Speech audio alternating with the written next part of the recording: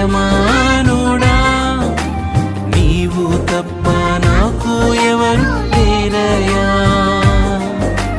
యజమానుడా నా యజమానుడా నీవు తప్ప నాకు ఎవరు లేరయ్యా.